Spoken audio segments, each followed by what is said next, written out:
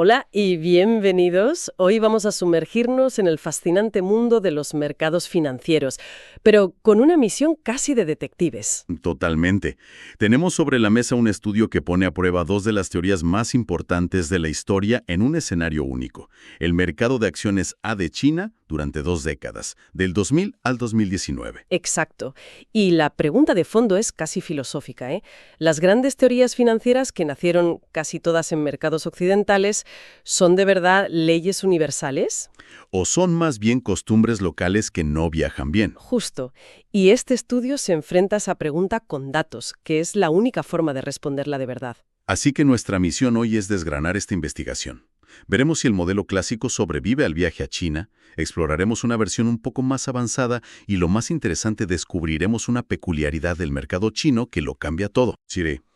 Puede sonar un poco técnico, pero prometo que la historia tiene su misterio, tiene varias pistas falsas y un final que es bastante sorprendente. Y eso es lo fascinante, no se trata solo de números y ecuaciones. Se trata de cómo la realidad, con sus reglas particulares, con su contexto, puede poner en jaque ideas que en los libros de texto parecen, inamovibles. Veremos si la teoría se estrella contra la gran muralla de los datos. O si la atraviesa.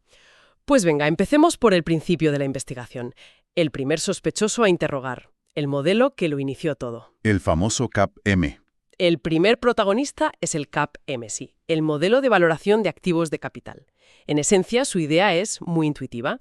Un activo con más riesgo que no puedes diversificar, lo que en finanzas se llama beta. El riesgo sistemático. Eso es, pues debería ofrecer una mayor rentabilidad esperada. Si asumes más riesgo, esperas ganar más. Parece de sentido común, ¿no? Parece de sentido común, pero en finanzas el sentido común hay que demostrarlo con números. Y este estudio lo hace de forma muy rigurosa, desmenuzando el modelo en 4 hipótesis clave para ver si cada pieza funciona. Vale, ¿cuáles son? La primera es la linealidad, o sea que si dibujas la relación entre el riesgo y la rentabilidad, lo que obtienes es una línea recta. De acuerdo. La segunda es que la beta es la única medida de riesgo que importa, que no hay otros villanos en la sombra influyendo en la rentabilidad. Y las otras dos son el corazón del asunto, ¿verdad? La tercera es la que parece más obvia. La más evidente, sí. Es la relación positiva. A más riesgo, más recompensa. Y la cuarta, la hipótesis de Sharpe-Lindner, define el punto de partida de esa línea. ¿El punto de partida? Exacto. La H4 establece la base. Es como decir, mira, si no quieres arriesgar absolutamente nada, tu rentabilidad base es la del activo más seguro del mundo, como la deuda pública a corto plazo. Claro, el tipo de interés sin riesgo. Eso es. Cualquier riesgo que tomes a partir de ahí debería pagarte un extra, una prima, por encima de eso. Entendido. Son los 4 pilares. Ahora, la metodología que usa el estudio, la regresión de Fama-Macbeth, sé que es muy respetada. Pero esto de dividir el tiempo en periodos de construcción, estimación y prueba es muy robusto académicamente, sí, pero ¿no corre el riesgo de ser un poco artificial? ¿En qué sentido? Me pregunto si refleja de verdad cómo actuaría una inversora en tiempo real, que no tiene esa bola de cristal para separar el pasado del futuro tan nítidamente. Es una crítica muy pertinente, ¿eh? Es cierto que es una construcción de laboratorio, por así decirlo, pero es que es necesaria para evitar un pecado capital en estadística. ¿Cuál? Usar los mismos datos para crear tu teoría y para probarla. Sería como ser el detective y el autor del crimen a la vez. Claro, te estarías dando la razón a ti misma. Exacto. Esta separación garantiza que lo que encuentras no es una simple casualidad. Es, un sacrificio de realismo en aras de la fiabilidad. Vale, acepto el sacrificio. Entonces, con esta metodología tan rigurosa, ¿qué encuentran? ¿Aguanta el viejo KPM el interrogatorio? Pues aquí llega la primera gran sorpresa. Los resultados son desconcertantes. Ah, Por un lado, el estudio confirma las hipótesis H1 y H2. Los datos del mercado chino sugieren que la relación sí parece ser lineal y que la beta es el principal factor de riesgo. Estructuralmente, el modelo parece tener un chasis sólido. espera. Si la estructura del modelo es correcta, me cuesta creer que la conclusión principal no se cumpla. Si la relación es lineal y la beta importa, entonces la recompensa por asumir riesgo debería estar ahí. ¿No podría ser un problema con los datos de ese periodo concreto? Quizás una crisis que lo distorsionó todo. Uno pensaría eso, pero es que el estudio abarca 20 años, con crisis y con booms. Y el problema está precisamente donde dices, en el corazón del modelo. la hipótesis H3. La relación positiva. Justo. El estudio no encuentra una relación positiva y sobre todo estadísticamente significativa entre el riesgo y la rentabilidad. En otras palabras, los datos de esas 2 décadas no demuestran que asumir más riesgo sistemático en la bolsa china se haya visto recompensado con una mayor rentabilidad media. Vaya. Es como tener un coche con un diseño aerodinámico perfecto, un chasis impecable, pero que no acelera cuando pisas el pedal. Es exactamente esa la sensación. La teoría es elegante, pero en la práctica no te lleva a ninguna parte en el mercado chino de ese periodo. Exacto. El modelo describe una relación que parece lógica, pero que en la realidad de esas 2 décadas en China, pues no se materializó. La prima por riesgo, esa recompensa por atreverse a invertir, es prácticamente invisible en los datos. El pilar fundamental del modelo se derrumba. Se derrumba. Entonces, si el modelo más básico, el punto de partida de todos los libros de finanzas, se queda corto, la pregunta obvia es, ¿hay algo mejor? ¿Un modelo que sí capture estas complejidades? A eso vamos. Aquí es donde la investigación se pone mucho más interesante. Ante el fracaso del KPM, el estudio introduce el modelo de 3 factores de Fama French. ¿Sí? La idea es que la beta no está sola. Hay otros 2 factores sistemáticos que ayudan a explicar la rentabilidad de las acciones. No es solo cómo te mueves con el mercado, sino qué tipo de empresa eres. Exacto. Se añaden 2 nuevos personajes a la historia. El primero es el factor de tamaño, conocido como SMB por Small minus Big. Pequeñas menos grandes. Eso es. Históricamente, en muchos mercados, se ha observado que las empresas pequeñas tienden a ofrecer mayores rentabilidades que las grandes. La teoría sugiere que esto es una compensación, pues por ser más vulnerables o tener más potencial de crecimiento. De acuerdo. ¿Y el segundo? El segundo es el factor de valor, o HML por High minus Low. Este captura la tendencia de las empresas value a superar a las empresas growth. O sea, las empresas que están baratas en relación a sus activos contra las de crecimiento. Justo. Se considera que el mercado las castiga en exceso y luego, pues, corrigen al alza. Para probar este modelo, el estudio realiza un trabajo que parece ingente. Construyen 25 carteras distintas, ordenando todas las empresas por tamaño y por su ratio de valor. Un trabajo de chinos, nunca mejor dicho. Nunca mejor dicho. Y de nuevo, el cuidado por el detalle es casi obsesivo. Excluyen empresas financieras por su contabilidad particular y ajustan las fechas para lidiar con el retraso en la publicación de los informes encina. Quieren simular lo que un inversor sabría en cada momento, no lo que se sabe a posteriori. Y es aquí, fíjate, antes de aplicar el modelo, donde aparece la segunda gran sorpresa del estudio. Solo mirando los datos brutos. Solo con los datos brutos. Y esta es, para mí, la parte más alucinante. Recuerdo la primera vez que vi una tabla similar a la tabla 7 de este estudio. Te quedas mirando los números y piensas, esto tiene que ser un error. ¿Qué dice? Pues que para las empresas de menor tamaño, la rentabilidad media disminuye a medida que aumenta su característica value. Espera, ¿disminuye? Disminuye. Es justo lo contrario de lo que predice la teoría y de lo que se observa en casi todo el mundo. Eso es totalmente antiintuitivo. O sea, que toda la teoría value, que lleva décadas funcionando en Estados Unidos y otros mercados, en China, para las empresas pequeñas, se da la vuelta por completo. Completamente. Las empresas pequeñas y baratas rinden menos que las pequeñas y caras. Eso es un hallazgo que por sí solo ya es potentísimo. Es como si en una carrera los atletas que entrenan más duro llegaran sistemáticamente los últimos. Va tan en contra de lo que te han enseñado que tu primer instinto es que los datos están mal, no la teoría. Y sin embargo, ahí está. Es un verdadero rompecabezas. Y supongo que la cosa se complica más. Pues sí, la paradoja se vuelve aún mayor cuando, a pesar de esta anomalía, se aplica el modelo de regresión completo. ¿Qué ocurre entonces? Ahí llega el momento eureka. Los resultados son espectaculares. Si el KPM explicaba una parte de la variabilidad, el modelo de 3 factores lo explica casi todo. Casi todo. Los coeficientes de determinación ajustados, los famosos R², se disparan. La mayoría están por encima de 0,90 y muchos llegan a 0,96 o 0,97. Eso es una barbaridad. Para quien no esté familiarizado, un R² de 0,97 significa que el 97% de la variación mensual de la rentabilidad de una cartera se explica por estos 3 factores. El mercado, el tamaño y el valor. Es un ajuste casi perfecto. Pero esto crea una contradicción increíble. ¿Cómo puede el modelo funcionar tan bien si uno de sus ingredientes, el valor, parece comportarse al revés en la vida real para las empresas pequeñas? Esa es la pregunta del millón.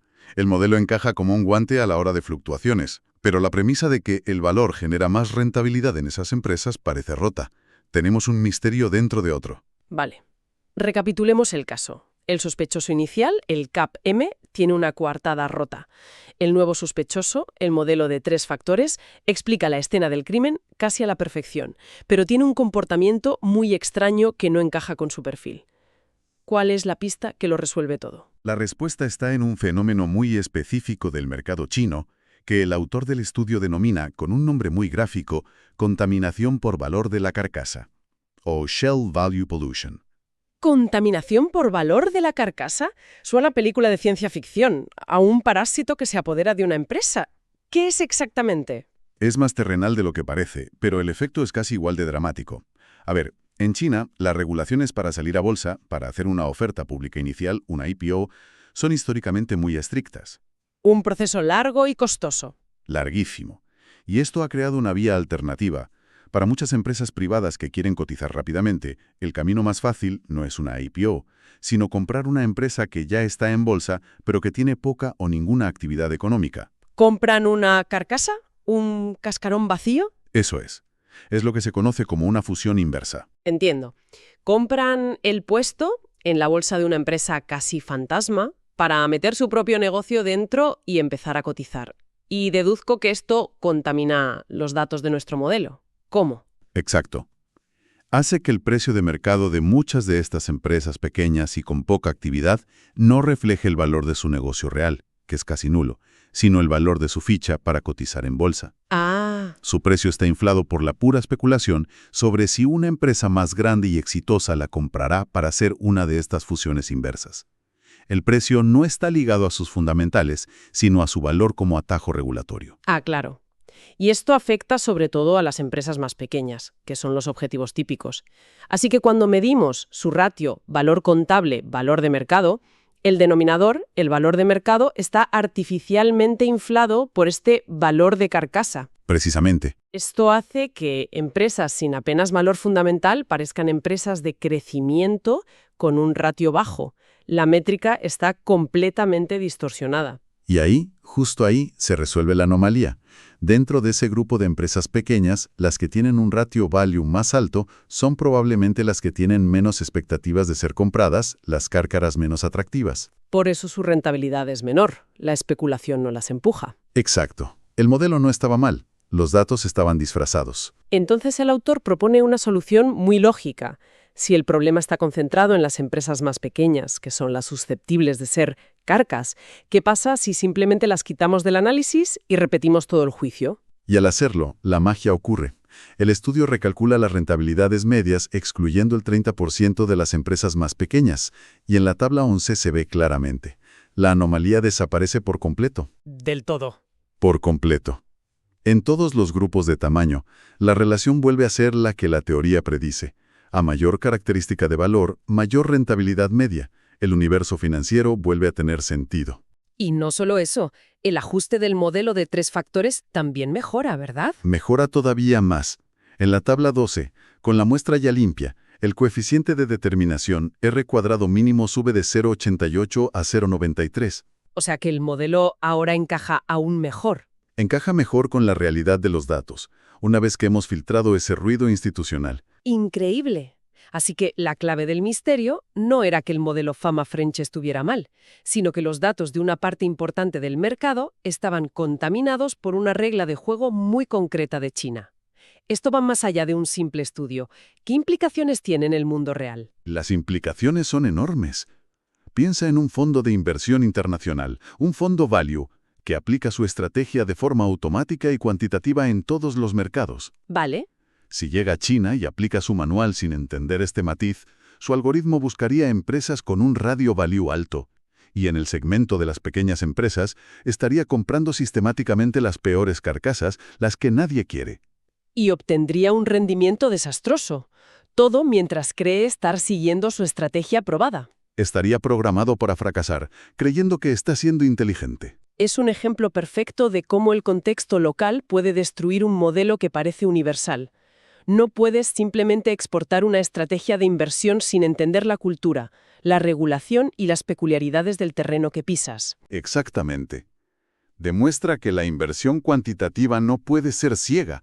Necesita una capa de conocimiento cualitativo, de entender las reglas no escritas de cada mercado. Lo que este estudio llama contaminación es en realidad una característica fundamental del mercado chino durante ese periodo. Ignorarla no es una opción. Bien, cerremos el caso. Háganos un resumen de este viaje tan revelador. Venga. Primero, vimos que el modelo financiero más clásico, el KPM, se queda corto en China. Su estructura es lógica, pero no logra confirmar la premisa más importante, que a más riesgo se obtiene más rentabilidad. Sencillamente no se cumplen los datos de esas 2 décadas. No se cumple. Luego, introdujimos el modelo de Fama Friends de 3 factores, añadiendo el tamaño y el valor a la ecuación, y este demuestra ser infinitamente superior, explicando casi toda la variación en la rentabilidad de las acciones con una precisión estadística asombrosa. Pero este modelo, a pesar de su poder, presentaba una anomalía muy extraña en las empresas más pequeñas, donde las acciones de valor rendían menos que las de crecimiento, contradiciendo la teoría y el sentido común. Y finalmente descubrimos que la clave de ese misterio estaba en un fenómeno local, la contaminación por valor de la carcasa, un producto directo de las estrictas regulaciones de salida a bolsa en China. Al limpiar los datos de este efecto, la anomalía desaparece y el modelo funciona a la perfección. La gran conclusión de todo esto es que los modelos financieros no son leyes universales como las de la física, ¿no? No en absoluto. Son herramientas, marcos de pensamiento muy útiles, pero que deben ser constantemente contrastados y, a veces, adaptados a las realidades institucionales de cada mercado. El diablo, como siempre, está en los detalles locales. Totalmente. Y esto nos deja con una última reflexión. Si en un mercado tan grande y estudiado como el chino existía este factor oculto que distorsionaba los modelos durante años, ¿qué otros factores únicos derivados de regulaciones locales, de la cultura inversora o incluso de nuevos avances tecnológicos podrían estar influyendo ahora mismo en los precios de otros mercados sin que los modelos estándar que usamos todos los días se estén dando cuenta? Una buena pregunta para terminar. Gracias por acompañarnos en este análisis a fondo. Hasta la próxima.